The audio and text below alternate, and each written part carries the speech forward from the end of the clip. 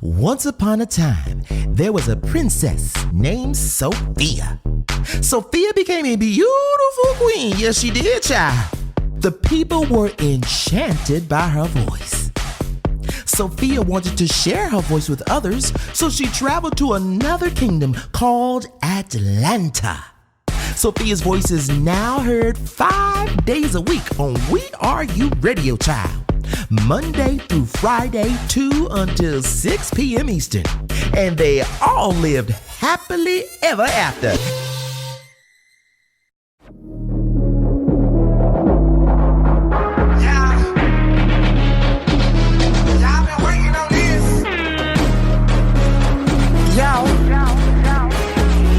It's me, TKB.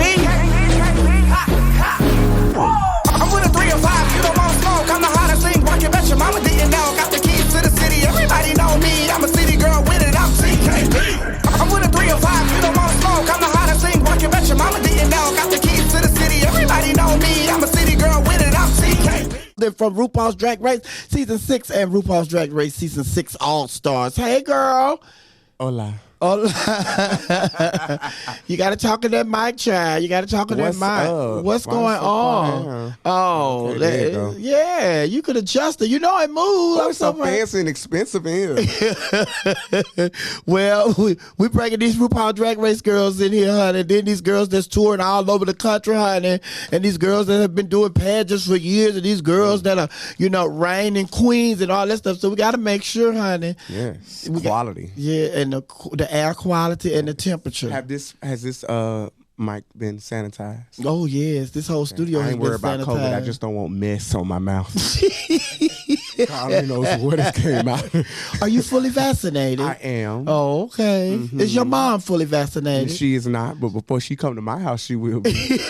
We've already discussed it. You're going to get it, lady. Oh my God. I don't go nowhere, no way. I don't give a damn. Oh, okay.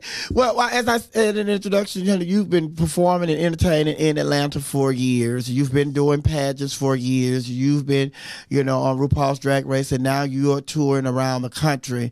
And then you have a tour coming up, at the beginning of next year in the UK. We're going to talk about that. And you also are going to be doing some more stuff coming up, that you can't talk about. Yes. And then you just finished competing for Miss Continental in Chicago Labor Day weekend. So that's where we're going to start. Let's just address the elephant in the room, honey. Because you were preparing for Miss Continental for a while. You were on RuPaul Drag Race All-Star Season 6, honey. You won a couple of challenges. Yeah. $10,000 a piece for each challenge, right? Yes. $20,000. Yes. So you took that money and you was getting ready for Continental, honey. I was. I did a lot of pre-stuff. Like I did just move into my house. Mm-hmm. So I got my house and I got my car and, furnished my house. I did a lot of extracurricular things on top of get ready for Continental. Uh-huh. And that money, I could have did other things with, but I don't regret it at all. Like I wanted to go to Miss Continental because that was the pageant I wanted to be a part of. It was the very first pageant I saw as a kid, like at 12. And I knew I wanted to be a part of it. Everything that I did everything that I wanted to do. Mm-hmm. And that's why I'm kind of like proud of this year. Right. In a sense, I don't feel defeated at all because I finally did a pageant where I spent my own money. I didn't have to look for sponsors. I didn't have to run behind nobody. If the designer asked for something, I got it. If the stones cost this much, I got it. Like there was never, hold on, my earphones. Oh.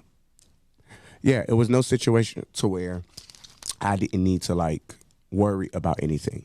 Dances, band, flights, food, it didn't matter. Hotel, everything was taken care of, and then there was still no financial worry behind it, and that was the best part of competing. But a lot of the conversation that people are having is the swimsuit choice. Yeah, it was like your Adidas swimsuit choice. So what was the story behind the swimsuit, choice? They said put on a swimsuit, and I did. And that's what you wanted to put on. Yeah, that Adidas. I liked it. I liked it. It was my look. I put it together, and when you compete in Miss Continental, you have to understand what you're going up against. Those are women. You can't tell me no difference. You're gonna have to pull something out and show me something different. A lot of them I think be like cisgender women. They look like women. So if I'm going to compete, I need to do something that makes me feel comfortable and kind of goes with how I look. I have athletic arms. You know, I'm not the softest person in the pageant. I might be pretty, but I ain't the softest person in the pageant. So I thought, well, if I put on something that was athletic themed, you know, it would make me not look so much like the boy compared to the girl that came out. See, that's what I'm wanting. You know, so your choice was because it was Adidas and it was athletic wear and it's a swimsuit, and then because you say that your body features is more of that of an athlete and not that of a cisgender woman. Yes. So that's why you made that choice. That was my choice. I was doing Ivy Park. I was getting a custom swimsuit done, which is, you know, Beyonce. So I would have had to get it custom made. But the guy who I wanted to do it was backed up, couldn't get it done, so I just bought an Adidas swimsuit and put that on. And I think a lot of people that are your fans and a lot of people that were disappointed in your selection of swimsuit is because they're comparing you to what, you know, you wore before, and it's just like, you know. But even before they didn't like it. But swimsuit with stones and heels and, you know, all that. That makes absolutely no sense to me. If I'm going to compete, I'm going to compete. If I was judging myself, watching myself from everybody else, I would have given myself a high score because nobody else did what I did, and I still followed the guidelines. I had on a swimsuit. It was cut correctly. My stockings were the right color. You did not see my pad lines, anything. What I kept hearing or keep hearing from the community is that I was too black at Continental, and this is coming from the black community. And I can't fathom that. But it's just like, if we talk about this all the time, it's just like, you know, not changing the subject, but changing the subject. It's the same thing with Lil Nas X. Yeah. We have somebody in the community that's representing the community in a positive way, and then we always wants to be the one to tear them down. It's just like, why can you praise this child for the doors that he is opening in this community? Because in our community, there's a lot of homophobic gay people that I've learned. There's a lot of homophobic gay people. They don't even like themselves. They're not content and happy with themselves. So to see somebody thriving and being authentic, which is why straight boys hate gay people, or quote unquote trade, or straight boys hate gay people so much, is because they too would like to be this way, but they know they come from an environment where they can't.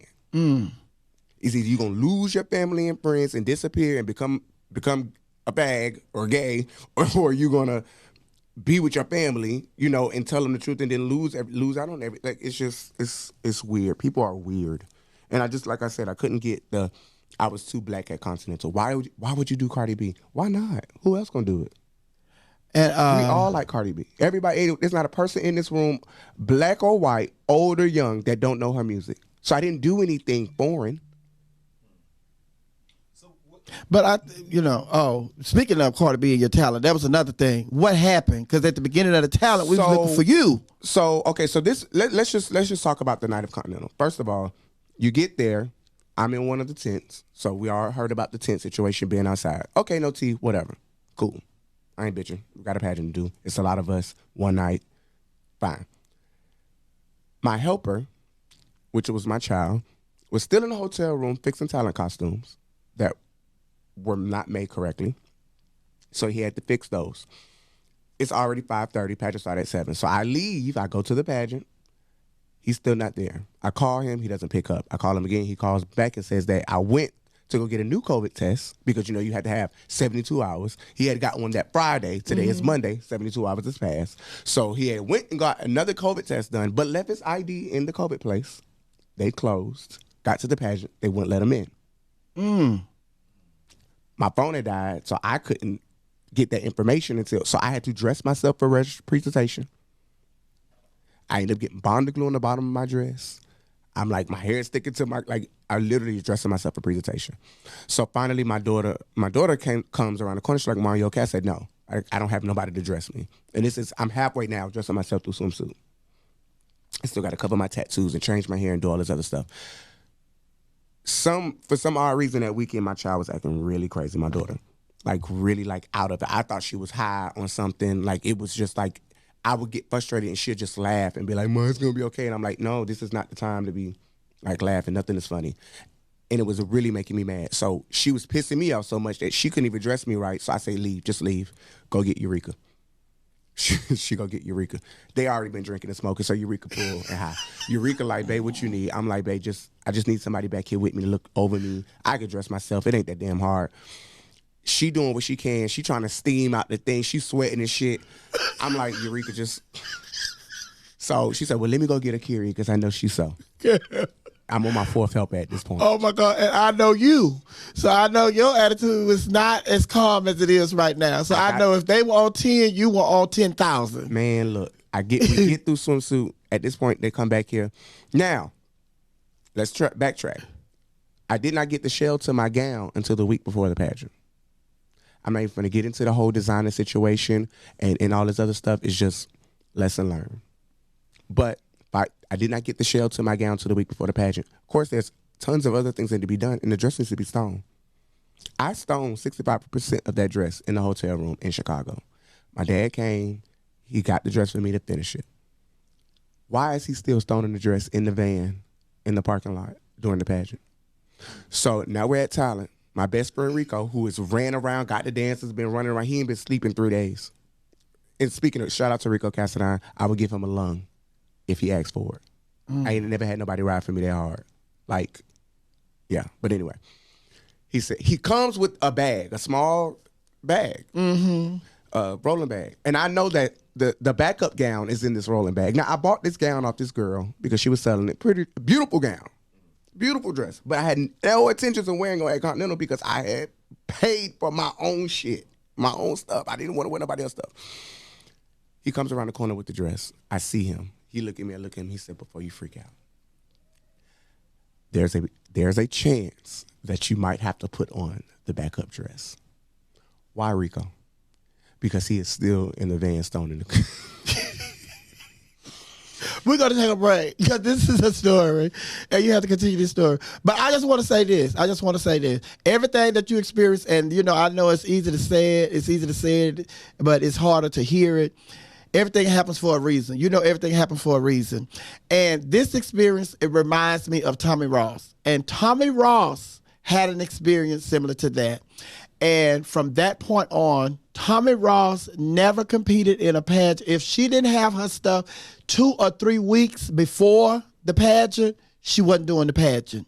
That's the lesson that she learned. If I don't have my gown, my accessories, my shoes, my everything, if everything is not complete before 2 or 3 weeks before the pageant, I'm not doing it. Yeah.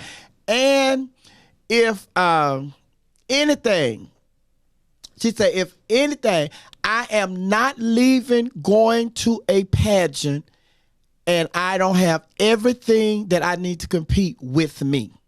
There's going to be no, because I paid you for these services. There's not going to be I'm going to airmail your dress. I'm going to overnight your dress. I'm going to overnight your gloves. She said, no, everything that I want is going to be with me.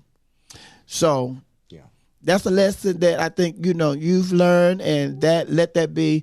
Because in other words, you went to Continental and in your mind you were ready, but because of the preparation and the lack of things that you needed for the pageant, you were not ready. And that's why you didn't win. No other reason. It wasn't the swimsuit choice. It wasn't the talent. You wasn't ready because you didn't have your stuff with you when you went to Chicago. When you went to Chicago and you touched down in Chicago. I had everything.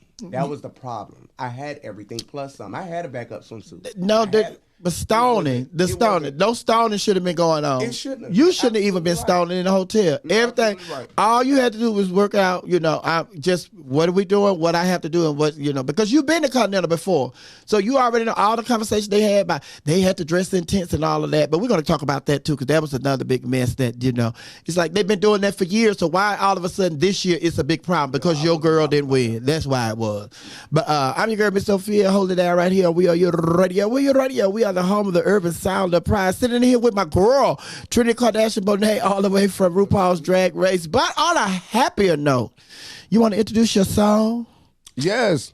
You and Rico Cassadine. Yes, God. The one that you would give along to. Yes, man. That's my best friend, period. Like the Club Chit Chat. Oh, we are WERUradio. We are WERUradio. We are the home of the urban sound of pride, baby. Baby, I have stirred a curd of worms in here because, you know, I'm live on my YouTube, honey, and we were talking about something totally different, honey, about assistance, honey. But we're going to table this assistance conversation, and we're going to go and let Trinity pick up with her story, because we're going to go back to this assistant conversation, and everybody, a lot of people going to be hot with me because, baby, listen, it is what it is, and I'll explain it later. But go on, you was telling your story about Continental. Okay. So, where were we? Yeah, so she comes, my best friend comes and says, well, your gown may not be finished. You might have to put on the backup. Now, mind you, I only purchased the backup dress to wear it on the show. Now, it's evening gown worthy. The young lady I got it from, she has one in this dress, but it wasn't ready for me to put it on. It was too long. It needed to be cut, hemmed. Like, there was things that needed to be done to it. So I look at him, and he's like, you're so calm. And I was like, well, I don't really know what I can do at this point. I mean, I want to put my dress on, so y'all need to go finish it. It's like, what? Your dad in there doing the best he can. He doing the best he can. Okay. So something else happened. I don't know what it was. Something happened. And I just broke down, and I just started crying like my mom, bitch, was like killed or something. I was just crying.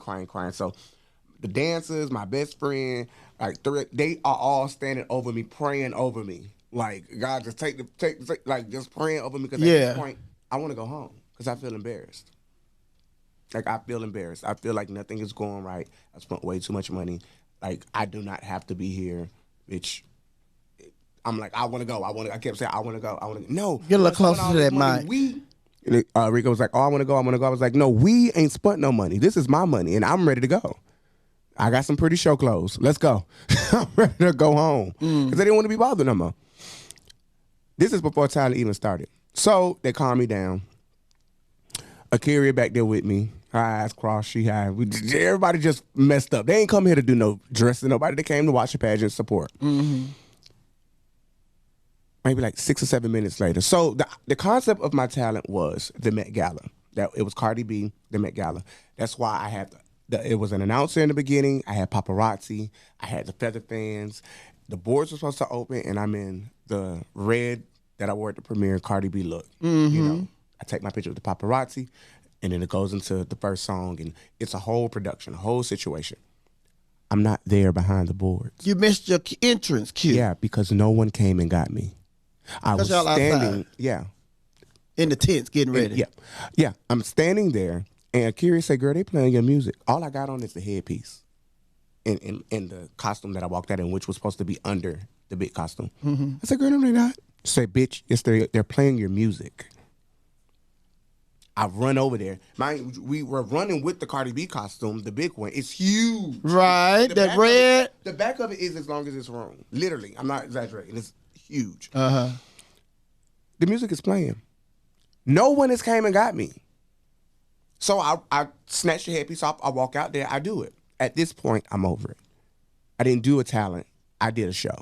That was show energy. Everybody was saying, because everybody knew that, because the music is playing and they're singing, and it's just like they brought this prop out here, and then, they said, like, what's the purpose of this prop? They didn't even use it.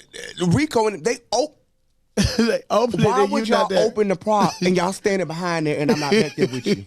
They thought maybe you were gonna come from the side and come behind there and come in. But this is, you know, hold on here. So we do that. We do the talent.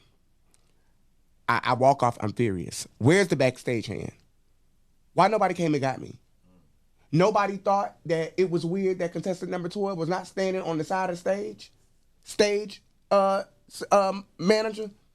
Oh, so the barhead guy who was the stage manager. Oh, I'm just a stage manager. I don't know. But you didn't think it was weird that I was not here. But talking to Mike. Oh, I'm sorry. You can look at George, but talking to Mike. Yeah, like you didn't think it was weird that like I wasn't here. But I'm going to be the devil's advocate at this time. Wait, I'm finna finish telling you. Go ahead. So he was like, well, where's the backstage hand, the guy for outside? I was like, I don't know. Let's go find him. I finally found him. Like, why nobody came and got me and told me that it was my turn for talent? He said, I asked you what number you were. I said, yeah, 12. He said, yeah, I asked you that at 8. I said, okay. So you didn't think to come get me and bring me to the side? Oh, that's not my job. That's your helper's job. Correct. Is he correct? I don't have a helper. Oh, so This is the fifth person has came back here to help me. At this point, administrative points have been taken from me, I'm sure, because somebody who was paying attention that I got all this traffic back and forth coming back here, you know, like, I'm sure somebody has said something to them. I mean, I'm a competitor. So I don't have a helper. So no, nobody came and told me nothing. So my whole talent is ruined because it told a story, and the story didn't even start off right. So now that I've been told that it's basically my fault that I missed my talent outside in the back of the building in a tent where you can't hear or see anything, there's not even a lineup out there. Hold on. So it's my fault. It is. No, it's not. It is. No. Sophia was outside. Listen, hold on. Now, I want you to hear. Listen, I want you to hear this. How many more people I had? Listen. You did not have a helper. Okay. Correct. Your helper is the person that's helping you and letting you know, Trinity, number 11 is on, or number 10 is on. We need to make our way towards the stage, because you don't go towards the stage, you know, when it's time for you to do talent. Be chastising me right now about this, Sophia, and I just told you at the beginning of this story that I did not have a helper. But listen, but hold on. And the stage knew it too. No, that's not their fault. It's their job. That's not their fault. It's the stage manager's job. No, George, no. But Sophia, if you don't see contestant number 12 standing on the side, what that mean? Yeah, but hold on. Somebody go get her. But listen. But you can't put the total. You have to take ownership of your part in which you play. And I have. Because and I have. It was my fault. I should have pulled a better number to be inside the building. No. Hear somebody tell me that it was my time. Listen, it's not that. You need to hear this, because this is that, you know, this is like the situation that you have to have people around you to tell you the truth. And the truth of the matter is, you go to the pageant like every other contestant with your assistant. Your assistant did not do what you needed your assistant to do, so you had to get a courier and everybody else to come in and listen. And the courier and everybody else. Hold on, George, hold on. But listen, you already know that, like you just said, a courier and all those people, they filled in for somebody that you had already put in that position, because that person could not work out. This person is laughing and carrying on, and you having, you know, mistake after mistake, and then this person is laughing and everything. So you sitting that person on, and so now you don't have an assistant. So part of the assistant's job, George, is to assist her and let her know when it's time for her to get to the stage, all that, and assist her. But you know, we're going to talk about this off the air, because you know, it's just like it's cut and dry. But the bottom line is, yes, they could have been more sympathetic towards your situation, knowing the situation that you were in, that you did not have an assistant. Yes, they knew that you didn't have an assistant and you was going through all these hiccups and everything, so they should have been more attentive to, you know, your situation and everything. But at the end of the day, you are not the only contestant that they have to assist. They have how many girls? And this was a new day for Continental as well, because usually you all have a prelim night, and then they have another night where you all come out and they call out the top 12. But this year, because of COVID, everything was done in one night, correct? Mm-hmm. But the thing about it is, yeah, it's just like But I haven't blamed anybody for anything. I was just telling you about the experience. I take accountability for everything. It is what it was. It's drag. I love doing drag. Yeah. So no matter what the outcome was, I did what I was there. I was in the building. It was just the things that happened. I'm not necessarily blaming them that I wasn't there on the side of the stage. I mean, okay, you say I was supposed to have a helper. I don't have a helper, so that's my L.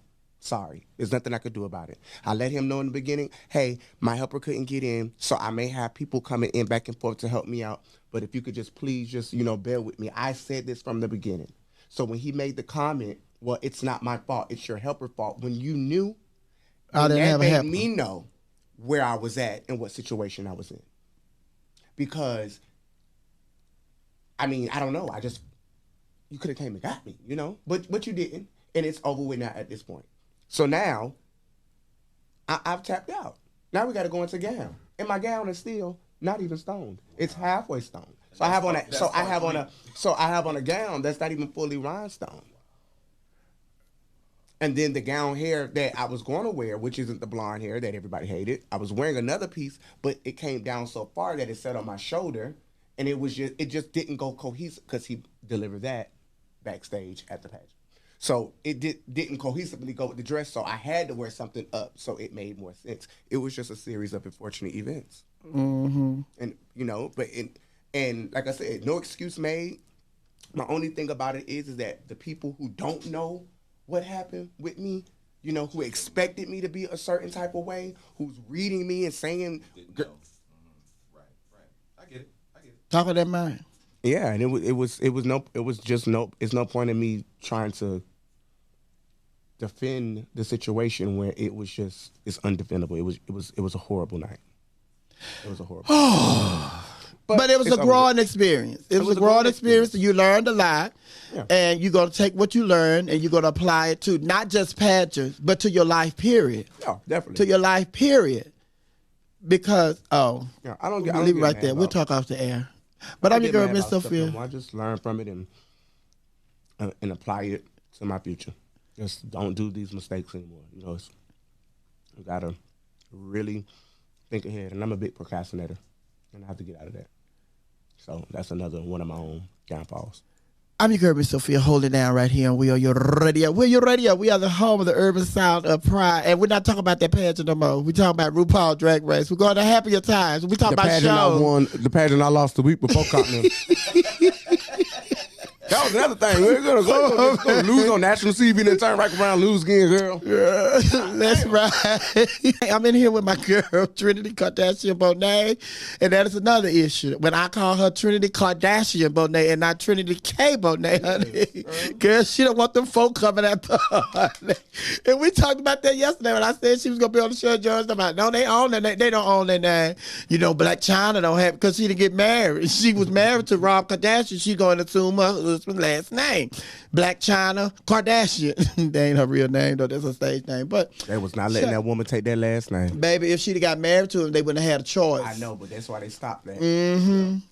But we've been in here, baby. I'm telling you, my YouTube is on fire because the conversation during the breaks, honey. But listen, we were supposed to talk about something.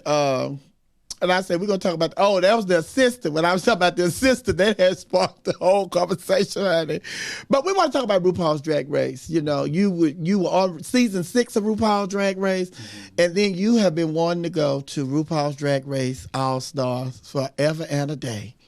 And you finally got the call. Now, first of all, what was it that made you hungry to go to All-Stars? Talking to Mike. Bitch, money. So how is the money? How much money you get? Fabulous.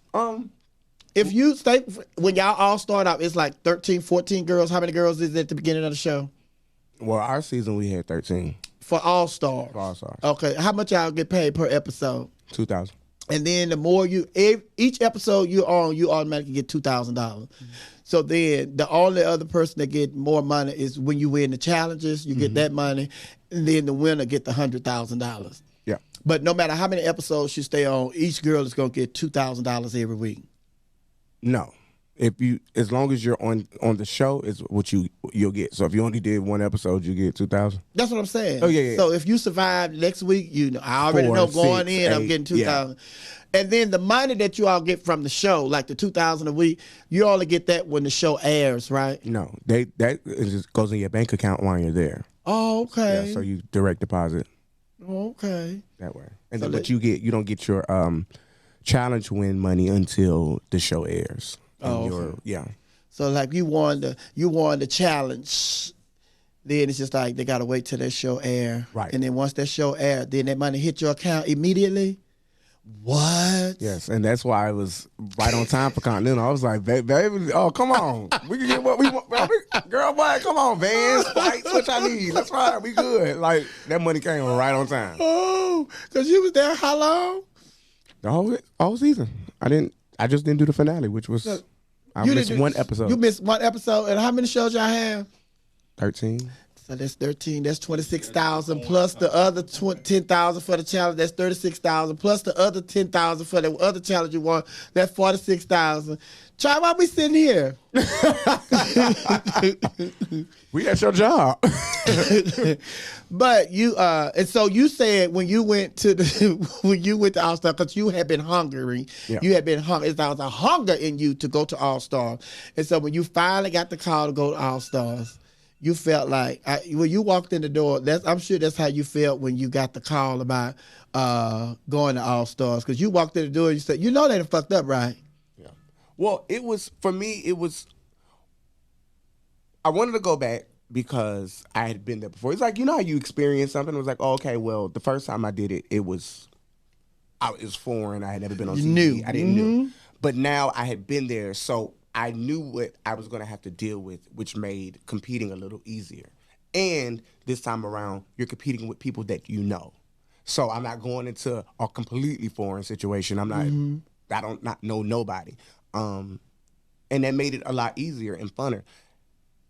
And I knew that I could execute the things that I did the first time. But when I was saying stuff like, "Oh, I've never done this before," that was true facts. People took that as, "Oh, she's making excuses." But it wasn't an excuse. I had never did TV before. I never did a stage play. I never recorded in the studio. Like, these were all brand new things. And y'all criticizing and chastising me about stuff. And my only response is, "Well, I'm sorry. This is all new to me, but I applied the best that I could at the time that was given." It's not like you get 30 takes. You get 3, maybe 2 or 3 tries at something and hope for the best. And if you're dealing with people who have more experience already, they're going to do better than you.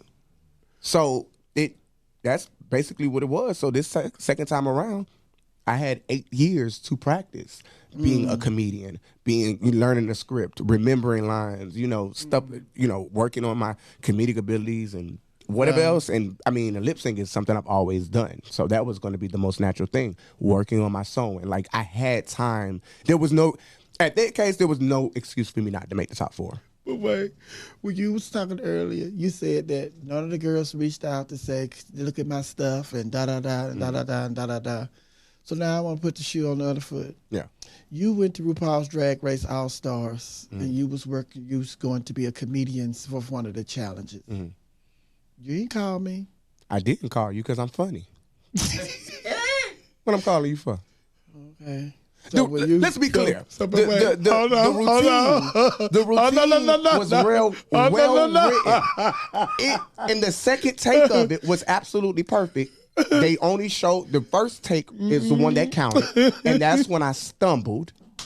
Because I was gonna act. It wasn't not good. So. I never stumbled. During my routine. Well, guess what? And I never stumbled during the show, and that's what I'm a pro at. And you're a pro at being a comedian. I'm learning my comedic side. Say that again. Say that again. I'm a pro at being what? A comedian. So you never called me. And they didn't look. And my little. And there was a girl. And they were gagging that I was doing comedy anyway for the talent show. The producers was like, "That's what you want to do?" Yes. Because if I did it right, then I would have been the person to break that comedic role that, you can't do that for the talent show. You can. Now that was fun. This was the funny part. When you said, "I'm going to be the first girl that do comedy that don't get sit home." And bitch, they said, the bottom 2, Trinity K. Bitch, look like she not finna make the history she thought she was gonna make, honey.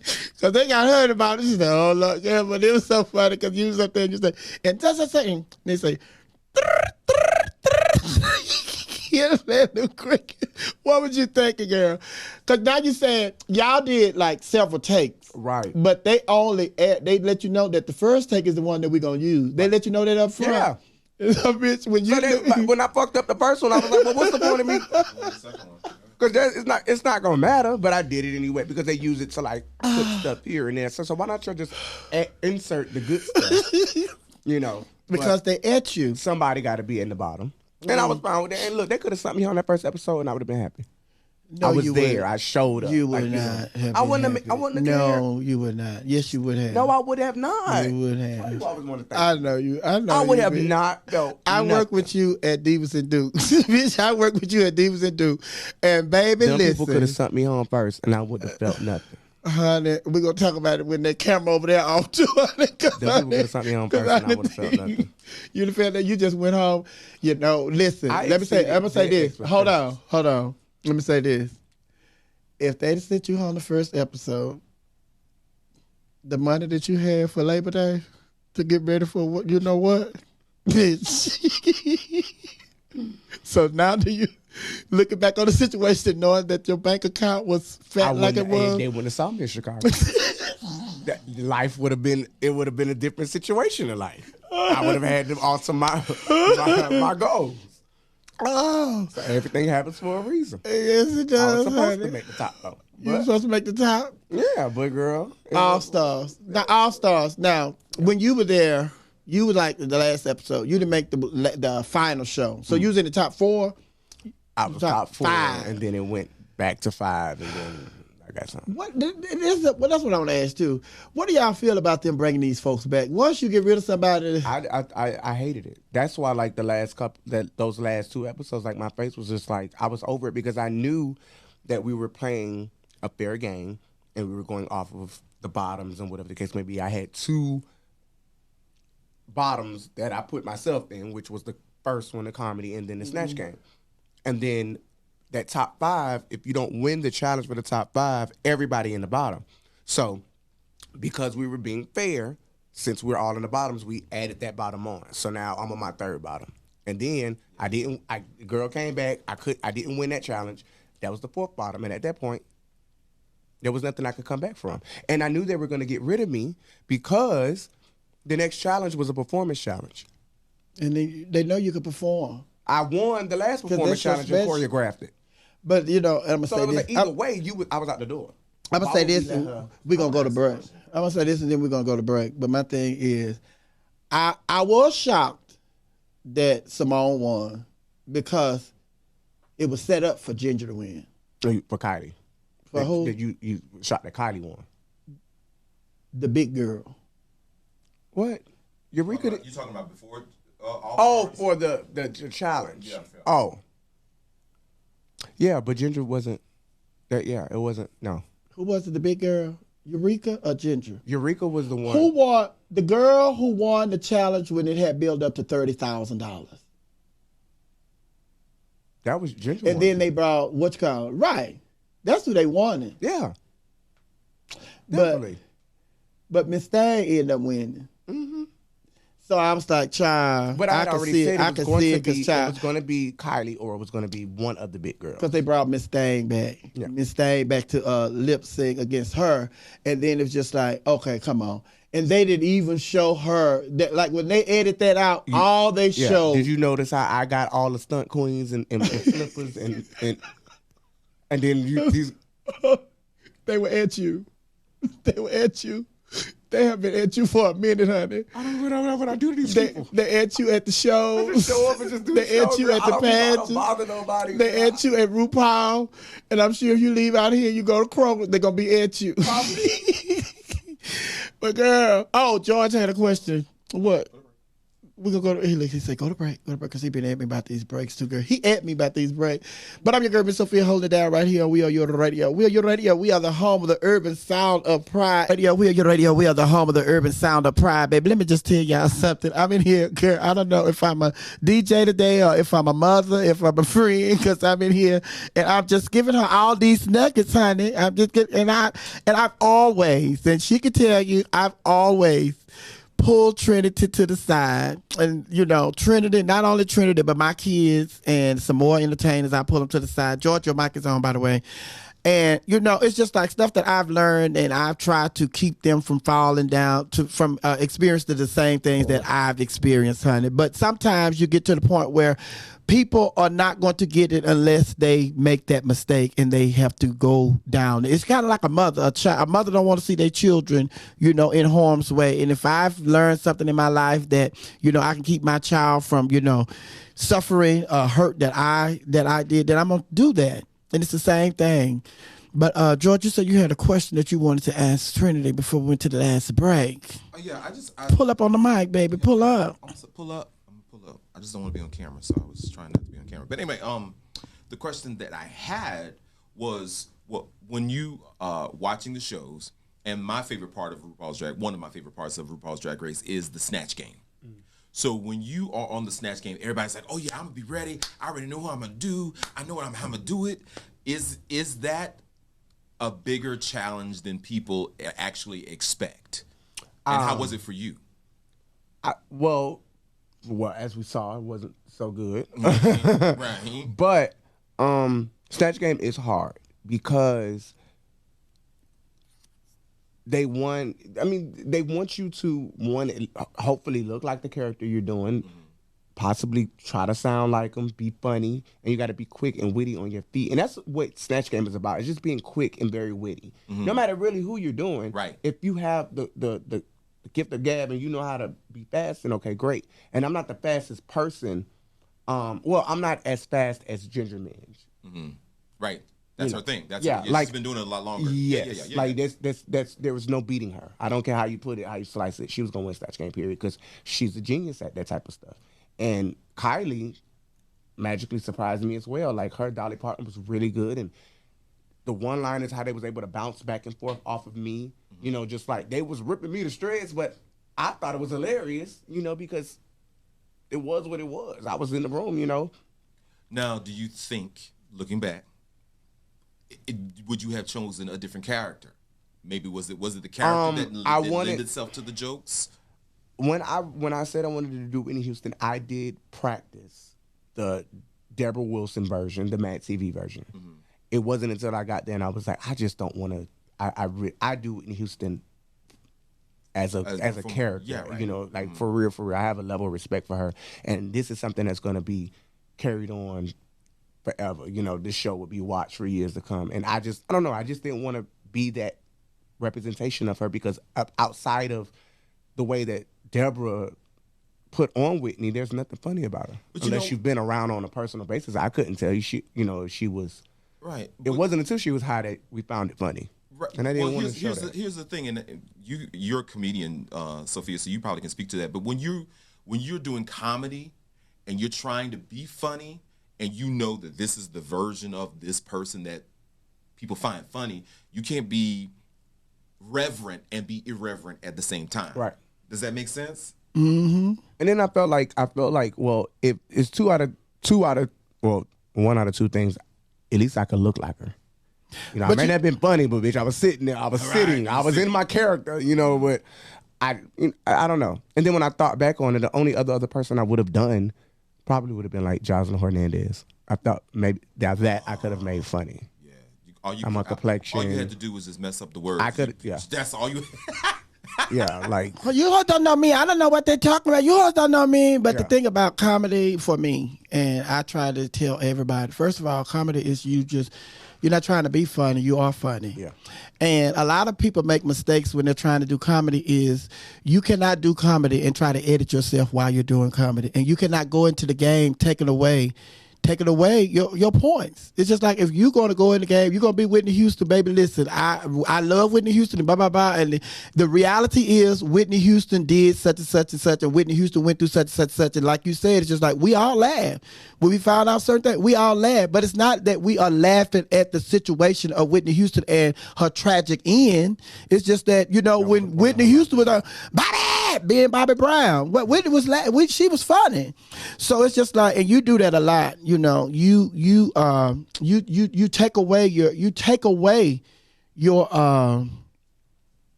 take away the power that you have. Like you said, Ginger, she's good at that. And such. I was surprised that her Dolly was really good and da. It's just like your stuff. You cannot go in there just like, yeah, she good, but bitch, she gonna have to come on with it. Because I'm fixed to do this. So if you're the winning that, just think if your mindset was totally different as opposed to, because you were going into the game to respect Whitney Houston, but you wanted the funny. But you cannot, see what I'm saying? Yeah, you cannot be funny if you try, well, now I ain't going to say that because that's going to kind of be like disrespectful to her. It's like Whitney Houston, before you go in here and do this challenge, Lord, Whitney Houston, I don't mean no harm, but I'm finna go in here and I'm finna do some things that a lot of your fans probably get upset with, but as long as you know I'm not coming from a mean place, let's go. Yeah. And I do that on a regular, even on the Monday night show. The Monday night show, when I go into the shows or wherever I'm hosting a birthday party, anything like that, I know that deep down inside, I'm not coming from a mean place. And if somebody so happened to take it mean, you don't see me up there going through like, oh my God. And then, yeah, I mean, the stuff you say, you got to stick to it. You better, you got to stand strong to it. And the crazy part about it is what I had on, like the It's Not Right, It's Okay, that wasn't the original look. Like I had that with me, but I literally had a big fur jacket, a black pantsuit, like I had the wig. I have spray wood on my face. I was gonna be like, yeah. I was gonna push it, and then I don't know. I just kind of chickened out. That was the only thing that I chickened out on the whole season. Everything else was like y'all can see me. And when you're in a competition, when you're in a contest and you do stuff like that, you chicken out and you second guess yourself and you don't want to try to go for it. You give your competition a lead on you. Yeah. So you playing catch up. No, we all started off on the same, let me tell you what's so funny. When we did the Snatch Game, they put us in groups. Obviously, it was 3 and 3. And, like, Ginger was like, although, you may have not been the funniest, just what you gave was enough for us to play off of, which made the whole bit funny because it just, I don't know, some way, somehow it made sense. And Ginger gave me $1,000. When she from the Snatch Game. Oh wow! Because she was like, I felt like just your part in that made it possible for me to win, to have the Whitney Houston jokes and stuff like that. Like we did a lot of. It's more girlfriend than a lot of people think. That was the other question I was going to ask too. I'm sorry, but let me say this too before. Not to say that I should have just let them like ride me, but the thing I want you to know is this is something that I told Kennedy. And I'm going to tell you when it comes to comedy, whenever you're going to do something outside of what you normally do, you have to do that just like you do your drag. When you do Whitney, when you do Anita, when you do Cardi B, you go hard. When you do comedy, you go hard. Just like you do in Cardi B and all that. And I told Kennedy the thing about Kennedy, I said, Kennedy, do not let your career become a career of dancing. Right. Because you see what happened to the girls when they get older and they couldn't dance no more. It's the same thing happened to MC Hammer. You have to be able to mesmerize people like you are when you're dancing, when you're standing up in a gown. And once you get older, you don't have to worry about, girl, people looking for me to dance and I can't dance. You know you weren't going to be able to dance all your life. So why build your career on that? So you have to be just as dedicated with everything that you do. Even if comedy is not your thing, if you're going to start doing comedy, people gonna say, bitch, now I know she could dance, I know she could do drag, I know she could do that card and all that, but I ain't know that bitch could do comedy. It has to be just that. I like that. Now I'm trying to push more into like acting stuff, and I have a very like bubbly personality, so I feel like the scripted part of comedy I would definitely want to do. I don't think stand up would be my go-to. Like I wouldn't, unless maybe some, a couple years down the line, I might want to do it. If I can get there comfortably where I feel like I can, handle a room and tell jokes. Because even on bookings, I'll get on the mic and I play with the audience and stuff, and the whole room fall out laughing. And I just said in Fort Lauderdale the other night, I said, you see how all y'all laughing? And they said on TV I wasn't funny. I'm funny as hell. And the whole room, like they, you know what I'm saying? So I don't know. It's weird. You don't bring that. You didn't bring that. You didn't bring that. It felt more organic because there was no pressure behind it. There was no expectation.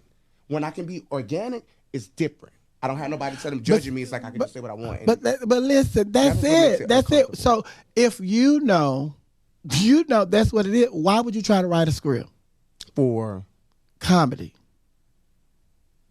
Why would you try to go off a script? Because I'm funny.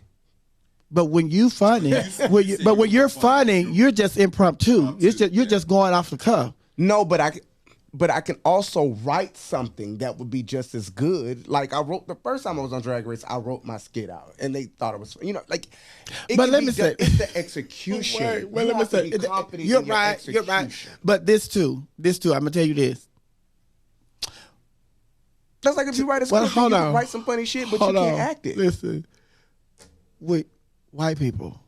Oh my God. Making white people laugh. God. It is not being making white people laugh and making black people laugh is two different things. So what does that mean? I need What to does write that for a mean? black No, audience? that means when you're at a show, and I'm sure you probably done heard them tell me, you see how you dress up and you get in drag and you do your show when you doing your Cardi and your Whitney and all that, and what do people tell you, black and white? What do they tell you? Oh my God, you're so beautiful. Okay.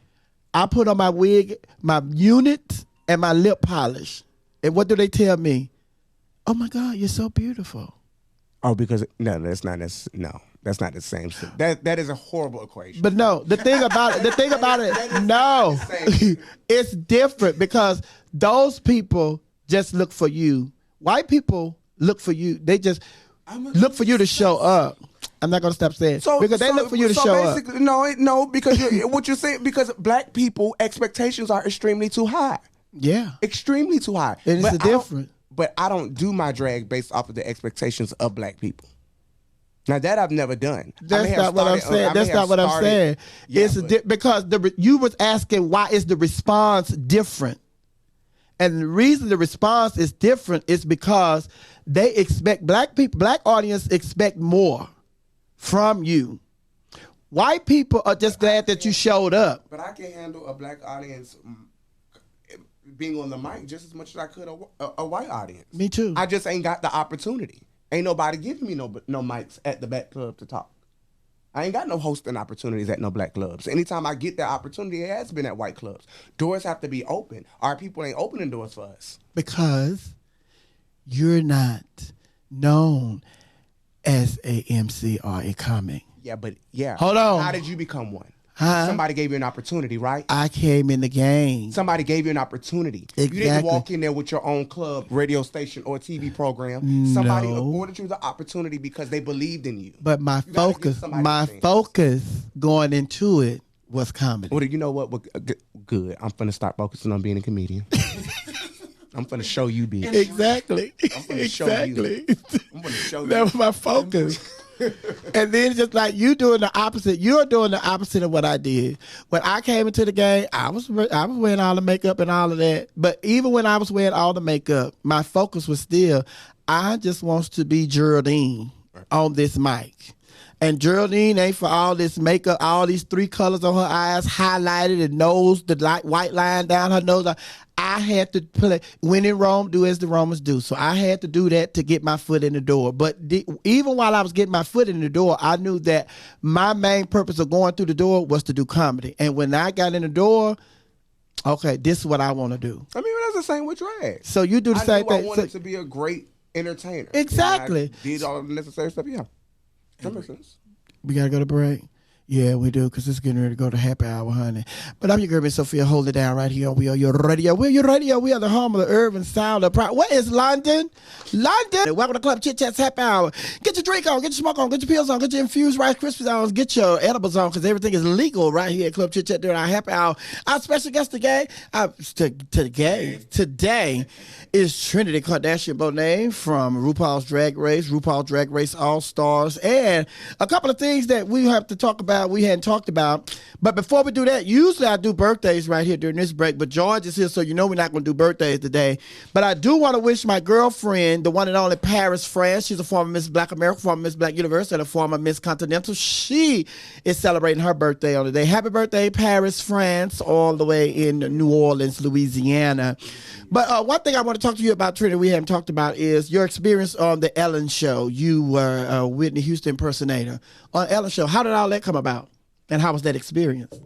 Actually, Shay Kool-Aid got me that gig. She called me and said that they were looking for somebody, and she recommended me. And that was around the time of DragCon. So I was already in town, and they wanted to surprise her. She normally does that little segment on her show where she sings Children of the Future, the Whitney Houston. Mm-hmm.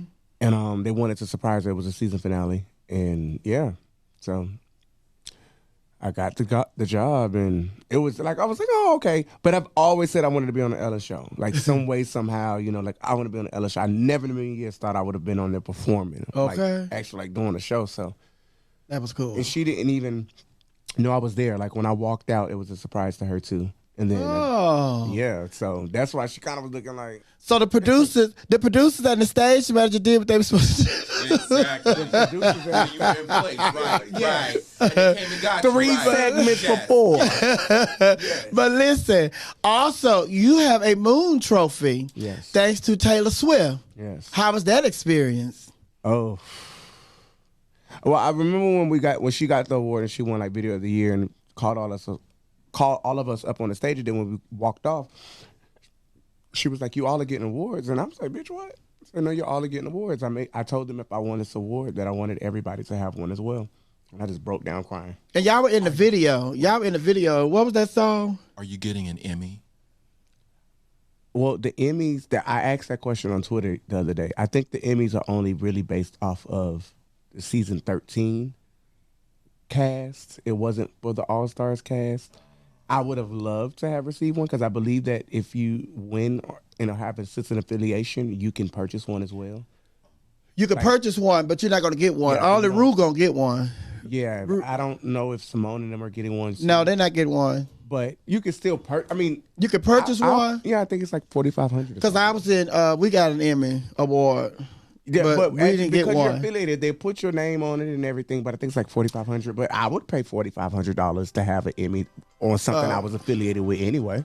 So, but I was in this animated film called Kasha and the Zulu King, and we won 2 Emmys. We won an NAACP award. We ain't getting there. Only the writer and the producer got that award. We didn't get one.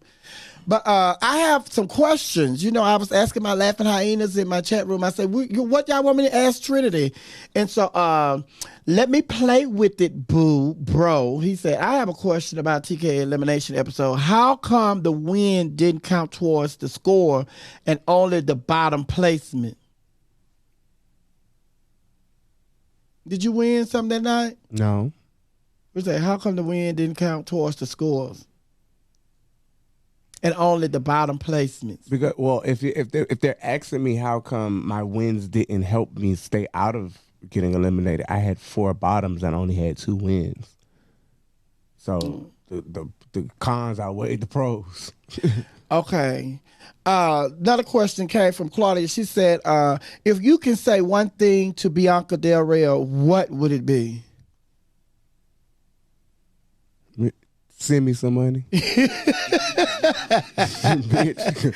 She was a fucking millionaire living out there in Palm Springs with all the people and she got this house is beautiful.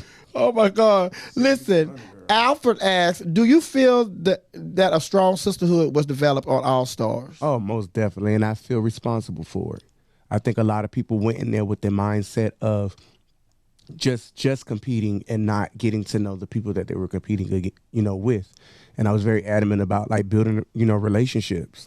We ain't got to be the best of friends, but we're here in this together. We can confide in each other. We can compete and still be our best and not be, like taking each other's heads off. So, yeah. And then after the fact, when we finished the show, I started an Instagram group with all the girls that were on our season. And we talked in that group every day up until our show aired.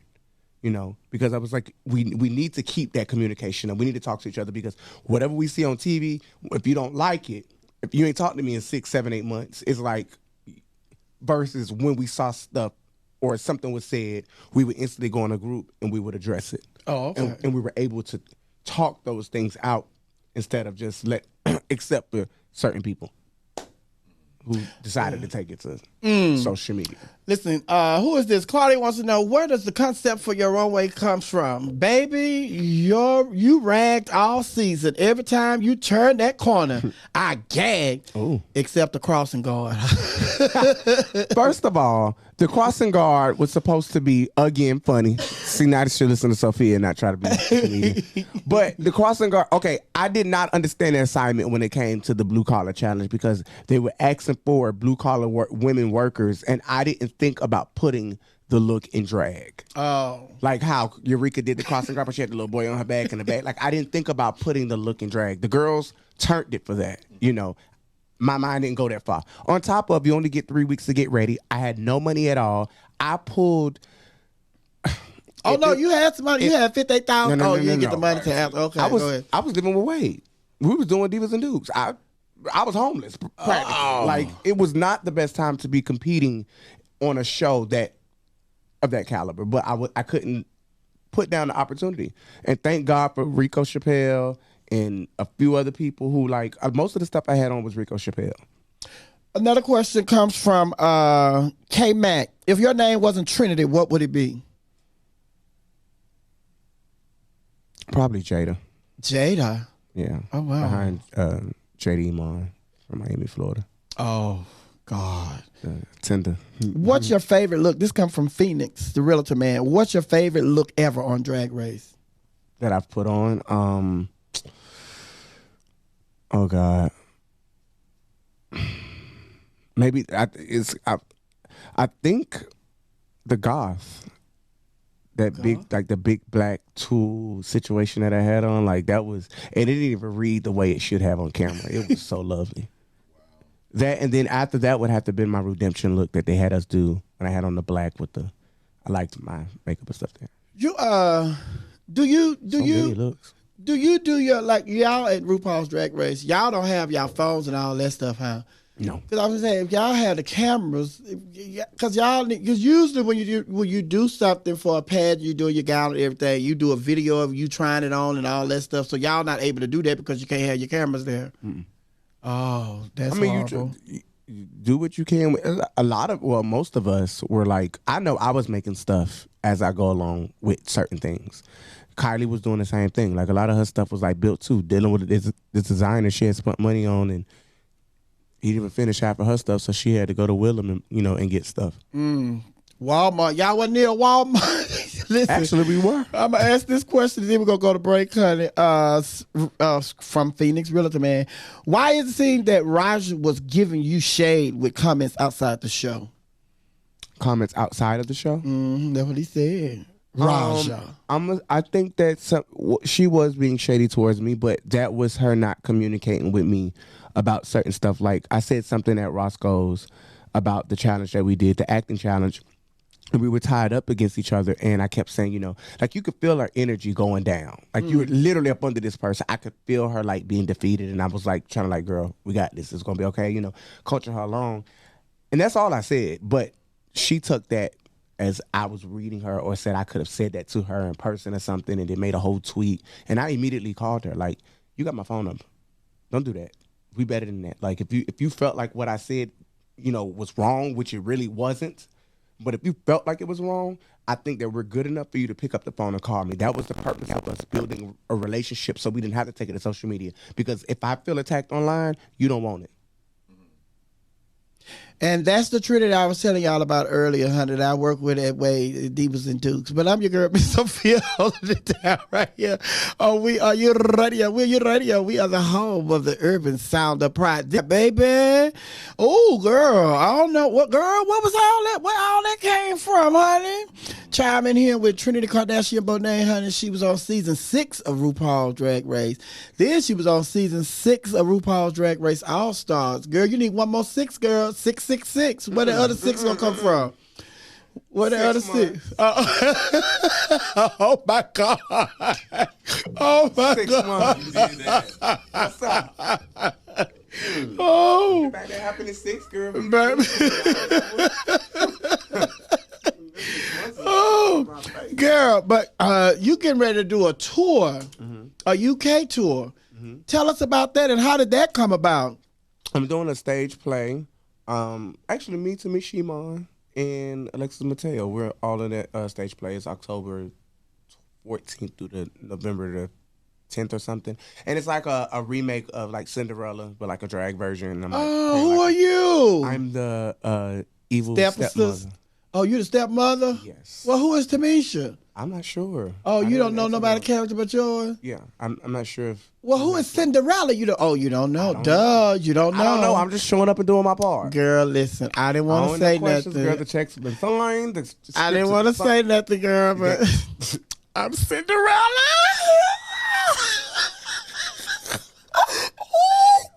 Oh my God! I was so excited when they called me.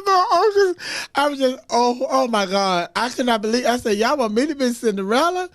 And it was just like, baby, I didn't know. I didn't know you were in it. I just got informed that it's a comedy show we're doing, so that makes perfect sense. Okay. I thought it was a regular play, but girl, this is a comedy. Okay. Let me hear you say, Cinderella, Cinderella. Cinderella, Cinderella. You sound like the prince. Yes. Oh. Yeah, so we're doing that, and that should be fun. And then I was supposed to be doing a Christmas tour too, but yeah.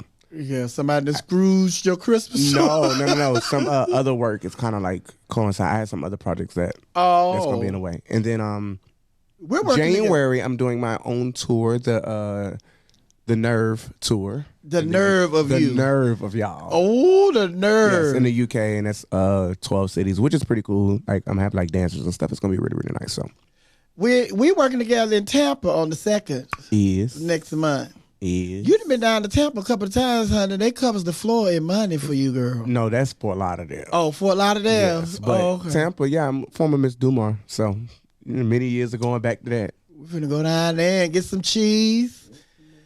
The trade. Well, the next day after that, I fly to LA to do a music video. I'm doing a music video with Impulse Project, and it's like it's for prep. Girl, but you got a lot on the table, honey. So how you was gonna fit that into being Miss Continental, honey? I was taking my hat everywhere I went. What do you mean? I have a lot of bookings and appearances, girl, and I'm Miss Continental, girl. But when it's prelim for Continental, honey, I'll be at my prelims. Oh, you gonna have to cut that? Oh, this is business, girl. It's work. It is what it is. But again, thank God, because girl, they just because of my 666 girl, it just wasn't gonna work. Listen, baby, they had that pageant Labor Day that Monday, Miss Continental. Baby, I looked up. Baby, you must have walked off the stage and left everything that you took there. You left it there, and you walked off the stage, went to the airport, got on the flight. Because the next day you stepped out, you put a post up about, God, I'm at home. I just want some barbecue or something. You said you was having a barbecue. Yes, ma'am. The dancers they loaded up the van with everything. They went home right after the pageant because some of them had to work. They drove again. Rico MVP drove and had no sleep. How long was that drive? I think it was 11 hours. And then you caught a flight back? Yeah, because my promoters had paid for it. Yes, ma'am. I caught a flight back, girl, and then that next day, and I got the plane set on the runway in Chicago for 4 hours because it was raining. Oh my God. I was really supposed to barbecue when I got home. But I said, no, the next day I'm doing it. And they're like, girl, yes, ma'am, this is a celebration because we got through this. We got something positive got to come out of this. So we better throw this meat on the grill. Like, bitch. Yeah. Something positive got to come out of this. Baby, so what do you have? I was doing a celebration barbecue if I won. So I said, I'm going to do it anyway. You do your celebration barbecue. Yeah. So we made it through it. Yep. Yeah, I called Paula and Phil and I said, hey, we lost. Come on, let's eat. But although things didn't work out for you, I'm sure you, just like everybody else, was so excited for Yasmin Campbell Star. Yes, ma'am. Oh my God. To see her crown, that was epic. It wasn't even the crowning part. It was the after facts. It was how heavy that closet was ready. Because every time she hit the corner, baby, she had looked like she had been raining for at least a year and a half. Because that's what everybody's talking about. They said, baby, she must have packed up everything she had in Alabama. I did the same thing. She packed up everything. I had brought extra dresses and all that stuff. I had stuff made. My show clothes was better than what I brought to the bedroom. Should have worn one of them callback dresses. I'm glad you're able to laugh at the situation now that it's over with, honey. But yes, Yasmin, that was a beautiful moment. And just to think all the stuff that she went through in the years that she has been going back, and they were like, girl, you need to just tell Jim Flint to kiss you. She was like, no. And that's why I'm saying I know you're going to go back, because just like Yasmin explained, she said, because they had a victory party for her. And she's like, you know what? It has been in my blood. She said, I've always wanted to be Continental. I've always wanted to be a part of the system. She said, I don't know how to explain it other than this is just something that I wanted so bad that I was not going to give up until I got into it. She said, and then because they're not going to even reign a whole year, right? Right. Because they're going to go back to having that contest Halloween weekend. That was another thing. They had all 4 divisions that weekend. Yeah. And usually they just have Mr. Continental and Miss Continental Labor Day weekend, and Miss Continental Elite and Miss Continental Plus, they're usually during Easter weekend.